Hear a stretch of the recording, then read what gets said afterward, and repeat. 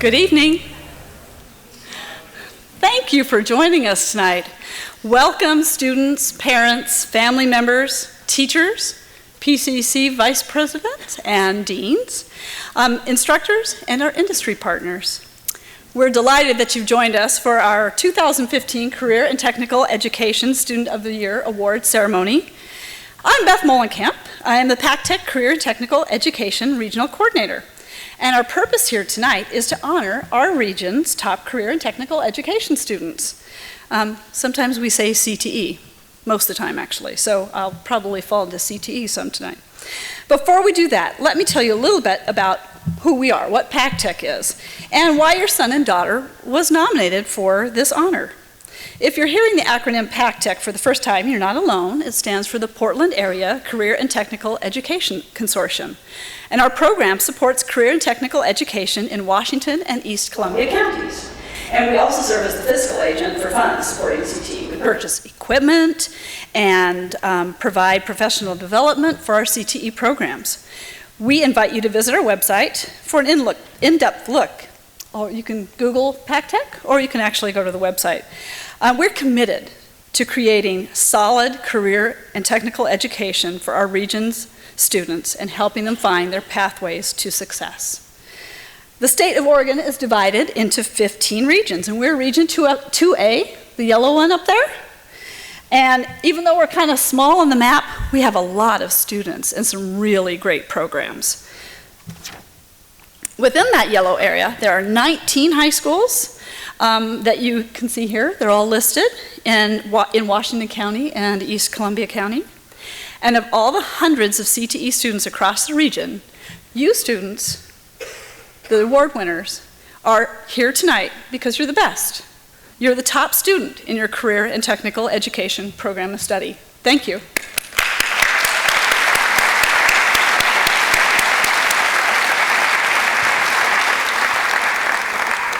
I would like to introduce our keynote speaker tonight. Aaron Farley is the National Event and Logistics Strategist for Road Trip Nation. Road Trip Nation is a PBS show now in its 11th season, and the show helps young people identify who they are, what they want to do with their lives, and embrace the opportunities available to each of us. Please help me welcome Aaron Farley.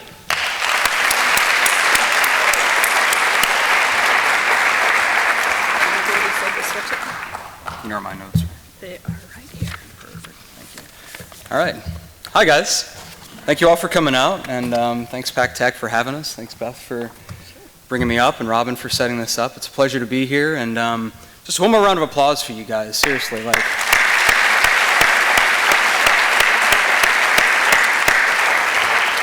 It's huge, it's huge. And I just want to commend you guys for standing out and being the best in your school. I'd like to take a few minutes today and talk to you guys about building a life around your interests. All right, that's what we do at Road Trip Nation. But first I want to talk to you guys a little bit about myself and give you kind of my background. I am from a small town in Kentucky, in a place where people say over yonder and stuff like that, and y'all need to go on and get. And that's how people talk. I've left that accent behind because it's difficult to be taken seriously when you're talking with a thick southern accent, but it definitely comes back when I go home. I'm from a military family. My dad wore combat boots, my mom wore combat boots, my brother wore combat boots. We bounced around a lot when I was a kid, but when my dad, he was a helicopter pilot in the military, was involved in a helicopter crash, and we ended up posting up in small town Kentucky for about 20 years. So that's kind of the range of exposure that I had when I was growing up. I don't know, you guys may have different backgrounds. Portland's a little bit bigger town than where I'm from. But I'm still sheltered. The town was about 20,000 people. I'm from a suburb of a small town, actually. So I grew up wanting to be an archaeologist, like wanting to do the Indiana Jones thing, go play in the dirt. But when I get to college, all I wanted to do was make money. My parents, when they got married, they slept on a bed in the floor. They didn't have enough money to buy a bed frame, and they slowly educated themselves and improved their standing, and that really made an impact on me to see them lift themselves up, not out of poverty, but just out of lower middle class to maybe upper middle class. And it made a big impact on me. It instilled values of hard work, and I think you guys probably share a lot of the similar values, given that you all are here tonight. So when I got to college, I was worried about money, get that green. And so I studied business. I wanted something that I could get out of college quick, get a job, and be able to move around. I ended up with a finance degree. It sounded great, and it was exactly what I was looking for. I got out, I got a job like that. Legitimate job, moved in, got an apartment. I'm an adult at 22 years old, and it felt great until I started working in the job that I was studying for. Again, corporate finance, great career path, not for me. I didn't want to sit behind a computer for 50, 60 hours a week, crunching numbers. So after 2 years of that, living for the weekends, like 5 days a week is a long time to spend at a job that you don't really care for.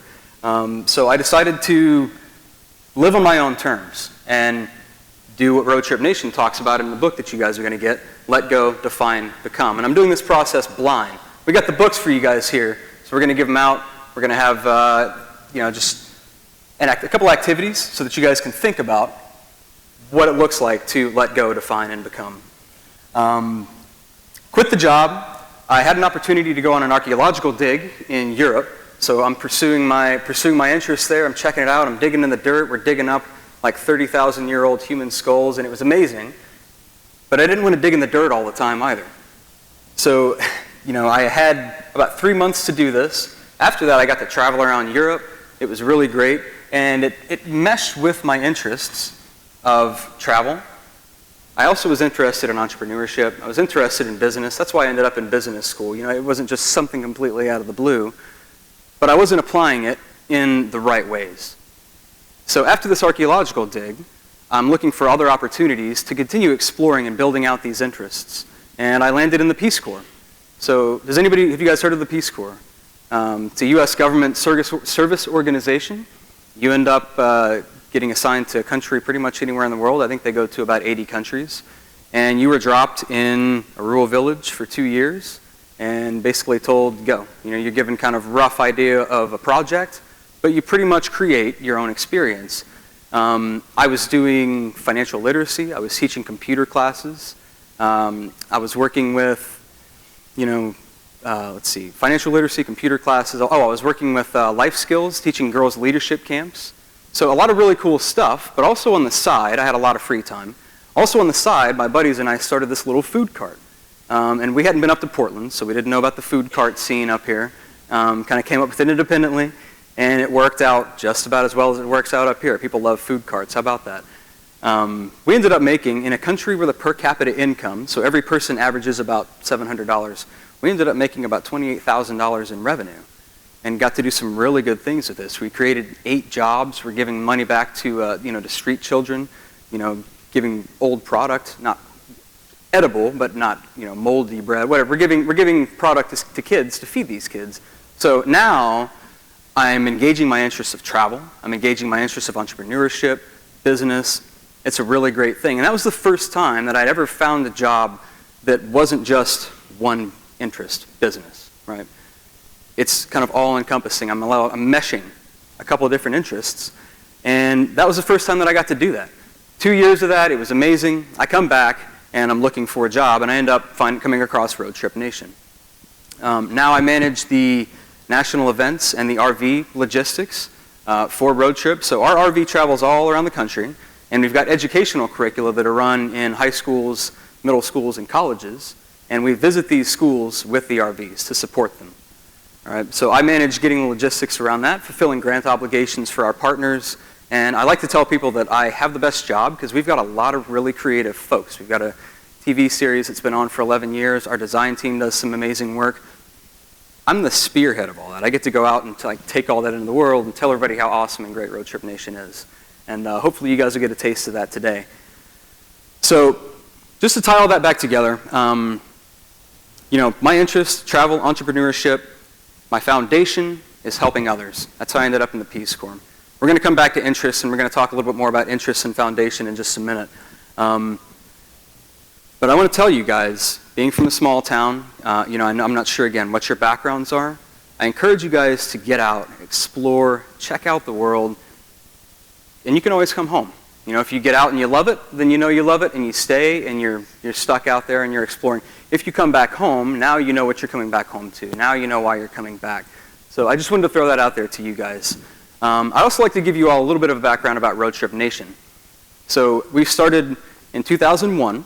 3 guys graduated from college. One of them was going to be a business consultant, and he realized that he didn't like to wear suits when he went to a career day and started speaking with folks about what their job was like.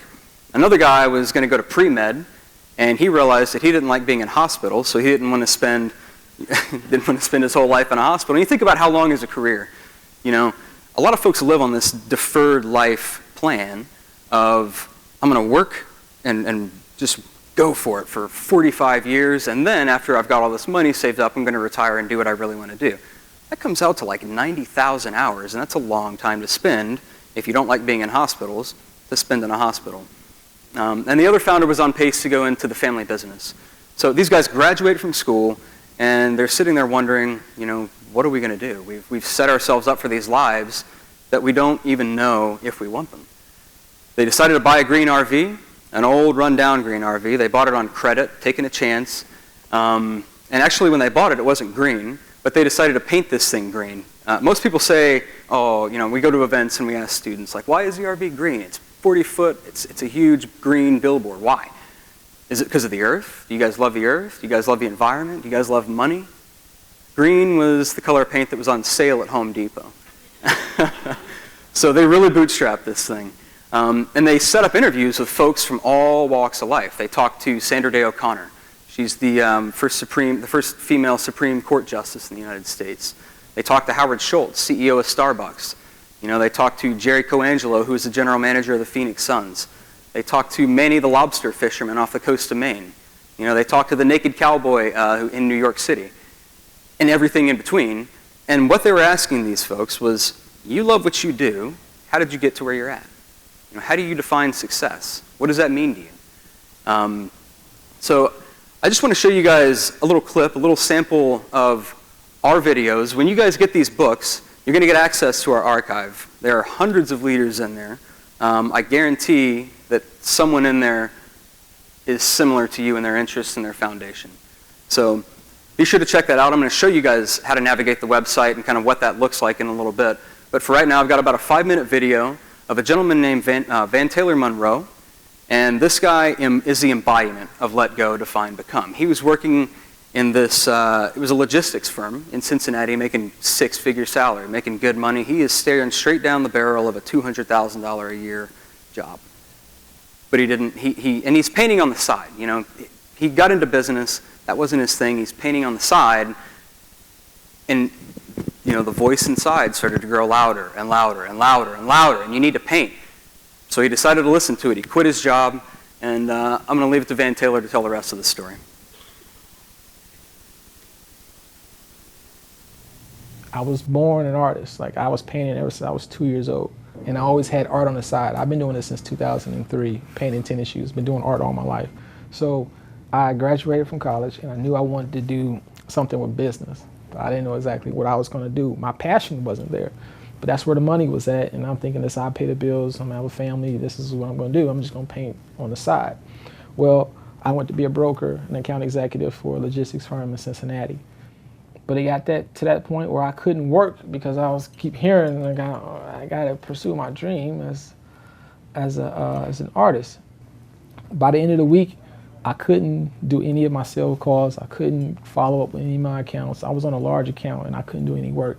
So he made it so I had to leave. So I got up and I walked over to my manager and I told him what I was going to do. And he was like, "You can make $200,000 a year here. Like, how are you going to leave to go be an artist?" I was like, "I don't know. It's just my passion. That's what I'm going to do. I'm just going to do it. I'm just going to step out in faith and I'm going to do it." And I left. So when you decided to quit your job as a broker and you tell your family, "I'm done doing this, I'm going to paint," how did you deal with that reaction? I knew that people were going to look at me sideways and, say, "Why did you do that?" Because they didn't see my dream. But I never thought it'd get as worse as it got, as bad as it got. So December comes around and I was still not able to pay my bills and still wondering, am I supposed to paint murals? Because I was painting canvas, trying to sell it, and Nothing was moving. January comes around and I got an eviction notice on my door. I can't go home. I got younger brothers and cousins who look up to me. I'm gonna have to make my way out of this because I wanted to show them that, when things got tough, I didn't just give up. I fought through it no matter what happened. If I was homeless for a while, I was gonna get back on my feet and I was gonna make this a success story. And I remember praying and then just looking I had the perfect job. I was making money. I was like, Lord, what happened? You told me to leave and here I am about to be homeless. So eviction notice is on my door. This is January of 2008. I'm listening to Barack Obama's speeches. He's inspiring me. And a lot of things about that Obama that I was catching on to was just that that thought that I could achieve what I put my mind onto, no matter how hard it was. And in my dreams, that Obama shoe came to me. And I woke up at 2 o'clock in the morning and I painted that shoe. And I don't normally paint shoes for myself. So I painted that shoe for myself, went to the mall and took a picture, put it on MySpace. No big deal. Didn't think nothing of it. And next thing I know, people were calling me your shoe is on BET.com, your shoe is on this website. I was in the Wall Street Journal. The Wall Street Journal. With a painted tennis shoe of Barack Obama. And then will.i.am wore my shoe to, I think, the BET Awards. The shoe got on display at the DNC. And then the first big thing that happened was the Smithsonian emailing me. And I thought it was a joke. I would say, no, I had to call the lady and it's are you serious? You want my shoe in the largest museum in the world? I painted tennis shoe that I did. And she was like, yes, we want it. It's beautiful. And I cried. I was almost homeless in January. Had I quit a month before I made that shoe, if I quit an hour before I made that shoe and decided I'm just gonna forget about art and this would never happen. I'd have never, that's gonna be submitted and it's gonna be there forever. As long as this earth is here, I'll be long gone. And that shoe's still gonna be there. And all because I stick to my guns. It was and I was sitting there wow, I could have quit. I was about to be kicked out my house and I didn't quit and then look what happened. Your heart is like a GPS system. A GPS system in your car will tell you which way to go, but it's not going to turn your car for you. It'll say turn left. You're going somewhere that you don't know the directions to, so you're making a left. You're okay, all right. You're looking around okay, I'm following this, whatever. I hope it's know what it's talking about. And sometimes, like a GPS system, it will recalibrate and it'll say, all right, well, you didn't make that turn, but I'm still trying to get you to your dream, your destiny. So now what you got to do is you got to make a U-turn, and so it will still try to help you. So it's you might not listen, just I didn't listen at first, but it was still telling me, my heart was still speaking to me man, quit your job. Quit your job. I'm going to tell you again tomorrow, quit your job. You don't know where you're going. And that's the scary part about it. And I think a lot of people, they're afraid of pursuing their dream because they don't know what's, behind the next door. They don't know what's around the corner. You can make a lot of wrong turns and it will continue to calibrate. But if you continue to go down the wrong path, just like if you were going to the movies, by the time you made it to that movie, it was going to be over. And I think a lot of people wait too late to listen to their heart. So I'll say listen to it while you can because you don't know when your show's going to be over. Listen to it and follow it. All right, so that's Van Taylor. He's one of my faves. We've got a lot of really good quality interviews, and this guy, again, he's just he's the embodiment of let go, define, become. So now I want to get into a little bit more let go, define, become. That's the essence of this book that you guys are going to get, and we just made the New York Times bestseller list a couple weeks ago, by the way. We're really excited about that. But let go, right? Let go, what is the essence of letting go? Letting go is about finding your true self amidst society's expectations. Your true self with, respect to what is important to you, not what is important to everybody else, all the other influences that you're going to be getting. What is important to you in terms of your interests, your values, your ambitions that are defined and decided by you? At Road Trip Nation, we talk a lot about the noise, and we're going to build out the noise here in just a little bit too. But the noise is coming from outside parties, and it's influencing you. We talk at Road Trip about the invisible assembly line, okay? That is society's formula for success, and it works. You can go to college, get an education, get a job. Let's say you're an accountant. and you get a job, you work 45 years, and you've saved up a nice nest egg, and you're good. And again, not picking on accountants, it's a fantastic career path. It just wasn't for me. And you just have to recognize that for yourself. But the invisible assembly line is living without intention. It's just letting things happen to you. You know, people tend to follow the path of least resistance. Nature tends to follow the path of least resistance. Think about water flowing down a mountain. It's going to find the easiest way to get until it all culminates, and then you've got a river running down the mountain. You know, you think about a lion on the plains of Africa. He's going to go for the small, the wounded, the old animal before he goes for the big takedown, you know, the adult male. Path of least resistance, that's just naturally what we do. Society has created the invisible assembly line for us, okay? And again, I want to go back to exposure. My exposure was this small town in Kentucky. So my assembly line was pretty short, pretty limited in its scope. Your exposure limits what you know, because think about a circle. You know everything inside of this circle, but everything that you don't know is represented by this wall on the outside. So you guys have to put yourselves out there and try and expose yourselves to careers, just like you all have been doing. But this is a process. It's a lifelong thing. You're not finished just because you're wrapping up high school. This is an iterative process. You go through it again and again and again in your life. I'm not saying go be Che Guevara. Don't be revolutionaries. Don't go get face tattoos like when you guys get out of here and nose rings. Conformity is not always a bad thing. All right, we're all sitting here wearing pants, and that's a good thing. Hopefully we've all showered relatively recently, and that's a good thing, and brushed our teeth. So conformity is not bad. But what I'm saying is be aware of the assembly line. Be aware that it is real. Be aware that it happens. Be aware of your place in it. And then you're able to make informed decisions. You know, there's a guy in the book by the name of Jeff Johnson, and this guy went to college on a track scholarship, right? He gets to college and joins an African-American student union group and gets into political activism. It really spoke to him. It really moved him. And that's what he decided he wanted to focus on and leave track to the side. He wanted to focus on Jeff, the activist, not Jeff, the athlete. His dad had other ideas, and his dad was pissed. His dad was not happy with him for leaving the scholarship and going into debt and doing this. Jeff followed his interests, and he still is a political activist. He also is a host for BET. So he found success following his interests. You know, now he in the book, you guys will read, he says that whether people agree or disagree with you, you are the only one that has to live your life and has to live with the decisions. So it's easy to sit from the outside and give opinions. That's the noise. But you're the only one that has to live with the decisions that you make. So let me keep it real with you guys. There's nothing wrong with wanting a nice house, like wanting a nice car, wanting the 401k, wanting people's respect and admiration for the job that you do. The danger is when you don't ask why you're doing what you do. You need to get to try and know yourself at your core. I didn't do that when I was in college, and I wish that I would have had Road Trip Nation. Frankly, it would have saved me a little bit of learning. It's all a process, and you need to submit to the process, but think about why you're doing what you're doing. You know, if you don't, then that's when you're at danger of making decisions based on other people's noise. So let's build out this concept of noise. Noise is somebody telling you that you're not good enough to be the actor, to be the next NBA player. You know, you're not smart enough. You can't do it. You're not going to make enough money being an artist or being a painter.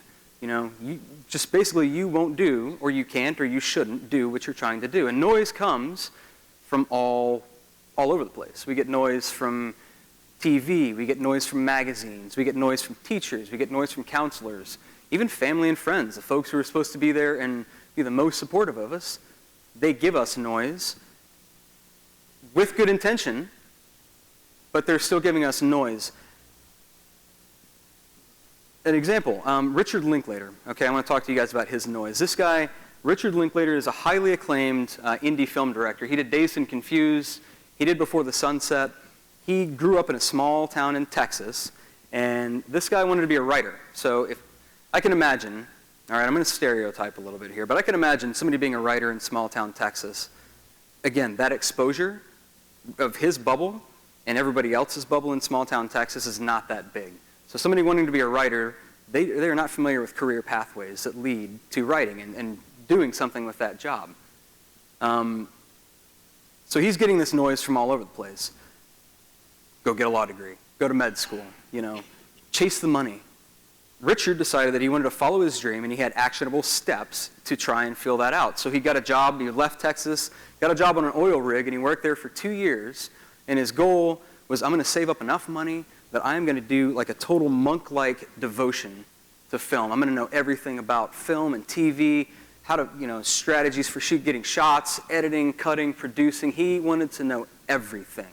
And finally, taught himself, saved up enough money over 2 years that he was able to quit his job and teach himself to do that, to where he's producing major Hollywood pictures now.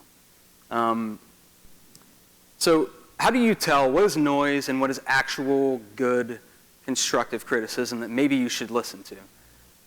Noise is if somebody is telling you something and it doesn't sound like you. They're saying, let's say you want to be a writer, like Richard, and they're telling you, take science, like engineering, it's hot. You need to go be a prospector, go look for oil. What do you want to be a writer? We're in the hotbed. That's noise. It's not speaking to anything about who Richard is. That's taking these people's, desires and goals and expectations and putting it on him. If someone is taking who you are into account and giving you constructive criticism, they're saying stuff and it's like, oh man, maybe that's a little bit true. That's probably not noise. You probably need to listen to it. But pressure will come from the outside. All right. It gets internalized. People telling you can't do this. You're not going to make enough money. You start to hear that and you internalize it, and then you're putting pressure on yourself. So that's how the noise works. That's kind of the equation. What I'm asking you guys to do is to take an honest look at your influences in your life. Take an honest look at your expectations, the constructive criticism that you guys get, and then you're able to make informed decisions about these things. Everybody faces noise, right? Everybody faces noise. It's not the matter of whether you're going to get it or not. The question is, what do you do with it? Do you listen to it? Do you let it cripple you? Or do you let it motivate you? Do you let it be a springboard into something else? What was Van Taylor's noise? You're going to quit a job that you're making $200,000 a year, and you're going to go paint shoes? Like, that sounds pretty crazy, standing up here and saying it out loud. But the guy's in the Smithsonian. He sells his shoes to T.I. and P. Diddy. And that is a direct result of something that he did in his spare time, following his interests. So the second, that's let go. Okay, we've talked about the noise, and we've talked about how to tell good noise from bad noise. Now let's talk about define. So let go, define, become. The old school way of looking at careers is to say, I want to be a marine biologist. I want to be a marine biologist. And you set your sights there. And then you reverse engineer yourself into this field. So, okay, you want to be a marine biologist in 10 years, you need to start studying science and biology and getting these track, and it makes sense. They're actionable goals to get to one place. The problem with aiming for one career is that you're shooting for marine biologist and you're narrowing your options to only that one thing, or a very limited scope of things that use those specific, very specific skills. The new school, the school that we're trying to talk to you guys about, and the school that we would like to see other folks subscribe to, is to follow your interests, basically. Focus on the inputs, focus on the actions that give you a variety of options. If you are interested in painting, then start painting. And you're going to be building those skills. If you're interested in writing, start writing. Every skill that you get, you're going to be able to use as you go in life. Don't think about myself, for example. I'm an accountant. This is what I do. It's in a box, and that's all that I can do for the next 40 years. I have skills. I can use spreadsheets. I'm a whiz on spreadsheets. I can analyze numbers, all that stuff. And that's all stuff that I use in Peace Corps. That's stuff that I use in our business. That's stuff that I use with Road Trip Nation now. That's not my job, but it's skills that I have, and it's skills that I use to add value. So build a life around your interests. A career, don't let it be a container. Don't let people box you into a career. Recognize that you're going to be able to get skills that will be transferable and that you can create different iterations of yourself as your life goes along. So what are your interests? I go to schools and talk to kids all the time, high school students, and it's like, what are you guys interested in? And people sit there and they're like, I don't know. I don't know. You're not interested in anything, really? Like, what do you spend your time doing? Do you watch TV? That's an interest. Do you sit and watch YouTube videos? That's an interest. Do you like to go out and hike? Do you watch sports? Do you play video games? Everybody has things that they're interested in. So be thinking about these. I mean, if you lose track of time and you're so engrossed in something in something that you're doing, that's an interest, and it's something that you shouldn't ignore, and you should follow and try and integrate that into your life. We call that work-life integration. You're moving towards integrating the things that you enjoy with making money. That's really the sweet spot, because now you're spending your time getting paid to do something you love. That's what I get to do with Road Trip Nation. It's pretty sweet. I travel around to schools. I've got the little business aspect where I'm analyzing things, with the RV and our profitability, and it hits a lot of my different interests. I love the job. So, I want to show you guys our website here real quick,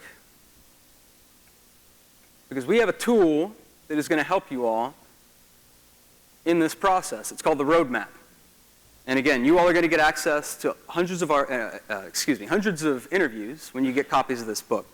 If you go to roadtripnation.com and go to Explore the Archive, you can go to Roadmap, Define Your Road. We have interests and we have foundations. All right?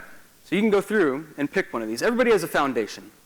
And the thing about foundations is that it ties your interests together. Foundation, that is the central aspect that reflects, like, what is important to you? What do you enjoy doing in the world? It brings meaning to your actions. It brings meaning to your interests.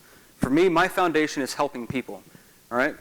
So as we scroll down through here, if you guys would, just in your head, if you want to call it out loud to your, seatmate, just think about one of your foundations here and pick that for yourself. So I'm going to choose helping people here.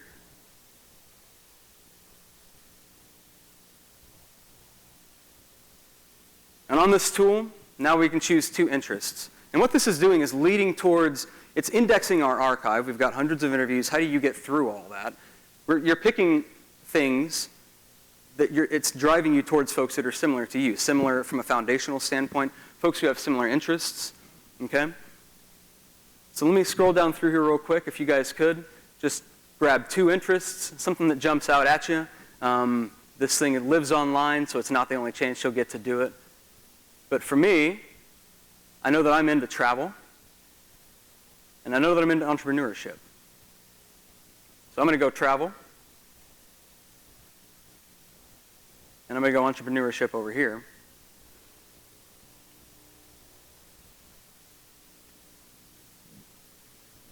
And now this has given me folks who have similar interests and similar foundation to who I am.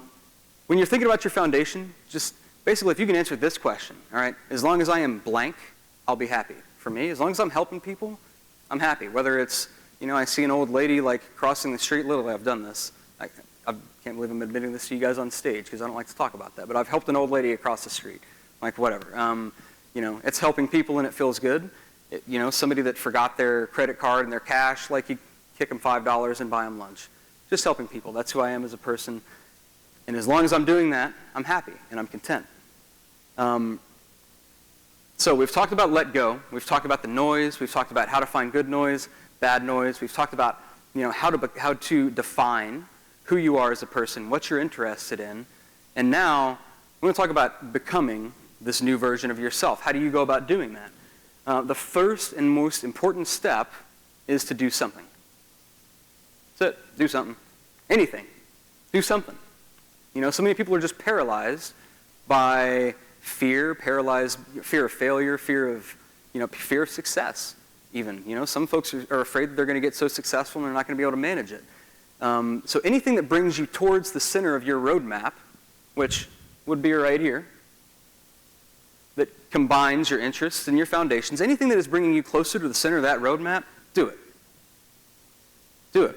So, the small choices that you make today will lead to new relationships. They'll lead to new opportunities in the future. Van Taylor, for example, made a decision every day to paint. Simple decision. Maybe he did it for 15 minutes. Maybe he did it for an hour. He just did it in his free time from his corporate job. But eventually, we see where that leads. He's painting every day, little by little, and the result of those actions created a new version of himself. And a shoe that he painted in his spare time, again, got picked up and put in the Smithsonian Institute, and the president, is aware of this guy and has a copy of his shoes. So every little choice that you make, every little action that you do, it's like a drip of water. Okay, and every body of water that you see was started with a drip.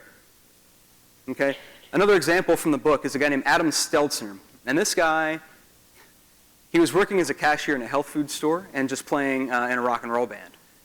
And this guy didn't even know if he graduated high school. He had like this science class that he needed to get a C+ in. It was from way back in his sophomore year. He'd forgotten about it. He got out of high school and was like, you know what? Don't know, don't care. I'm out. Peace. I'm gonna go play music. And he did. But after a show one night, he's looking up at the sky and he noticed that the stars moved in the sky. Like, okay, duh. That tells you how much the guy was paying attention in science class, right? Not very much. But he notices that the stars are moving in the sky and decides to take one action to go take a class at community college and figure out why the stars moving around. Drip. Right? He gets through that class and takes a conceptual physics class, which I'm a business guy. Anything with conceptual, it's physics. It just sounds complicated. But it's actually, it's a pretty easy class. It's no math, just the concepts of physics.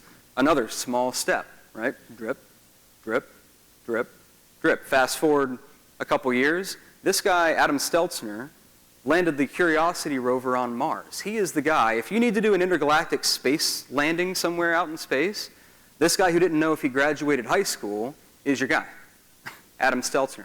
So splash, all right, drip, drip, drip, and the culmination of all of those small decisions that you make will be a big splash. So think about your interests, think about your foundations, and you guys, I'm not sure if you all are living and doing the things that you want. Probably, you're still in high school, so you guys are getting there. But just follow it with fidelity.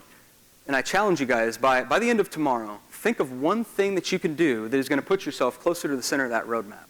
That is going to put yourself closer to aligning several of your interests with your foundation.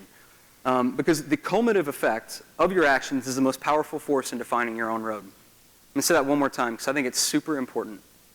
The cumulative effect of your actions is the most powerful force in defining your own road. So actions over time, small actions, are how you get big results like landing on Mars. You guys are your decisions. There is no aspirational Aaron waiting around the corner. Maybe there is to me, and I see him. Nobody else sees that aspirational version of you. You are what you do. You are your decisions. And sometimes that can be a gnarly little slap in the face. But that's what it is, and that's the truth of the matter. Nobody sees what you aspire to be. Everybody sees what you do. So I encourage you guys, live with intention. Imagine sitting down in front of the TV and you're watching the same channel for the rest of your life without changing it. That's just taking the path of least resistance, letting things happen to you. That's crazy. Nobody would do that.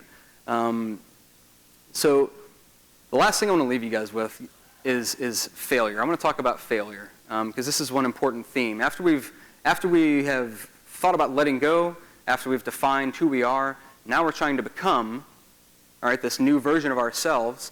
The only way to do that is to do something, right? And if you do something, enough somethings, you're going to fail. I'm a failure, She's a failure. He's a failure. Everybody here has done something and failed.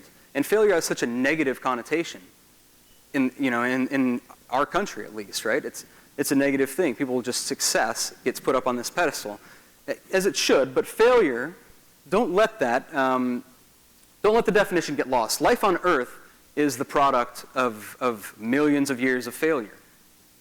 Anything that went extinct, ask Darwin, right?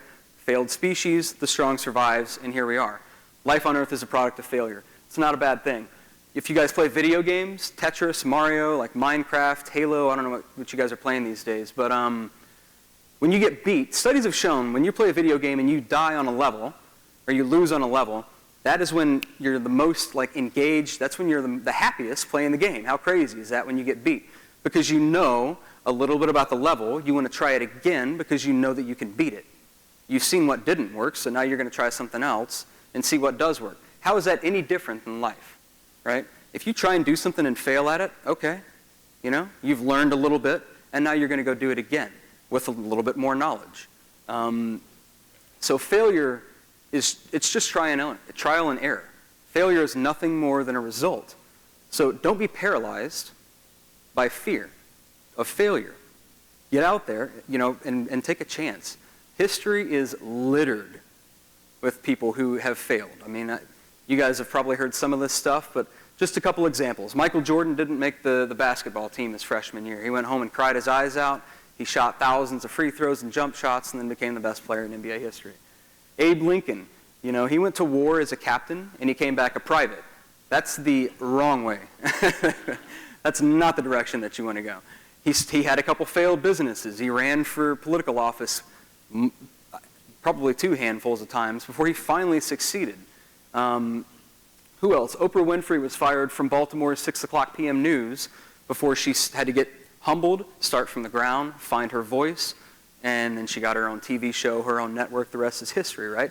Steve Jobs started Apple and then got kicked out of his own company. He was humbled by the experience. He came back and then and then he revolutionized, the way that we interact with our electronic devices today. Thomas Edison failed 1,000 times trying to create the light bulb, but he finally got it. Just like Van Taylor Monroe. What if he would have stopped at 999? We're sitting here in the dark with candlelight. So I guess I want to leave you guys with a quote, and it's by a dude named Randy Wesson. If you guys check out the book, you'll see him. Those who dare risk defeat. Those who dare risk defeat, and that's true. You might fail, but those who don't ensure it. So, failing hurts. It does, but it hurts more when you get old, when you're like my age. You guys are young. Get out there. Take chances, man. Fail a little bit. Learn, and learn doing what you want to do. Learn getting yourself closer to the center of that roadmap. All right? Thanks again for your time, and congratulations to all you guys on the awards.